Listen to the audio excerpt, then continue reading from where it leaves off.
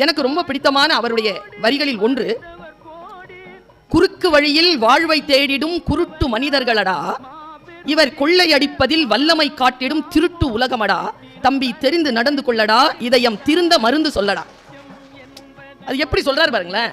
குறுக்கு வழியில் வாழ்வை தேடிடும் குருட்டு உலகமடா, இவர் கொள்ளையடிப்பதில் வல்லமை காட்டிடும் திருட்டு உலகமடா, தம்பி தெரிந்து நடந்து கொள்ளடா, இதயம் திருந்த மருந்து சொல்லடா.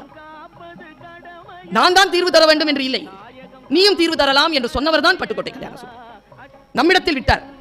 எனக்கு இந்த பாட்டு சொன்ன உடனே எனக்கு ஒரு விஷயம் ஞாபகம் வரும். கவிஞர் தமிழிலே ஆக பெரிய கெட்ட வார்த்தை ஊழல் இல்லையா? அது ஒரு வசை சொல் தானே.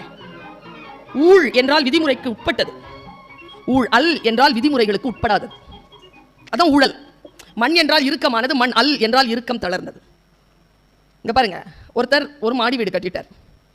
ஒருத்தங்க வந்து கேட்குறாங்க, இந்த வீடு எப்படிடா கட்டினேன்? அங்கே தெரியுது பாரு ஒரு பாலம், அது நான் தான் டெண்டர். வீடு கட்டிட்டார். கேட்டவர் போயிட்டார்.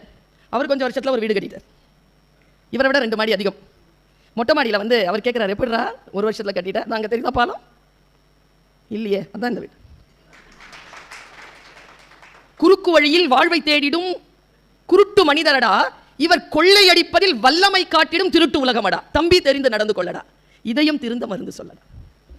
பட்டுக்கோட்டையினுடைய பாடல்கள் எல்லாம், அது காதலாக இருந்தாலும் சரி, அது சமூக உணர்வான பாடல்களாக இருந்தாலும் சரி, அவர் ஒரு பேசிக்கலான்னு பார்த்தா அவர் ஒரு பொது உடைமைவாதி.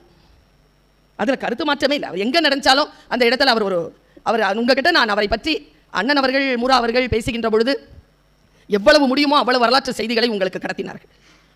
எனக்கு உங்களிடத்தில் பட்டுக்கோட்டையாரை தெரிந்து கொள்ள வேண்டிய ஒரு விஷயம் என்னன்னு கேட்டீங்கன்னா, அவருடைய சுய உணர்வுள்ள சுய முயற்சியுடன் அவர் நடந்து அவர் வெற்றி பெற்ற வரலாறு.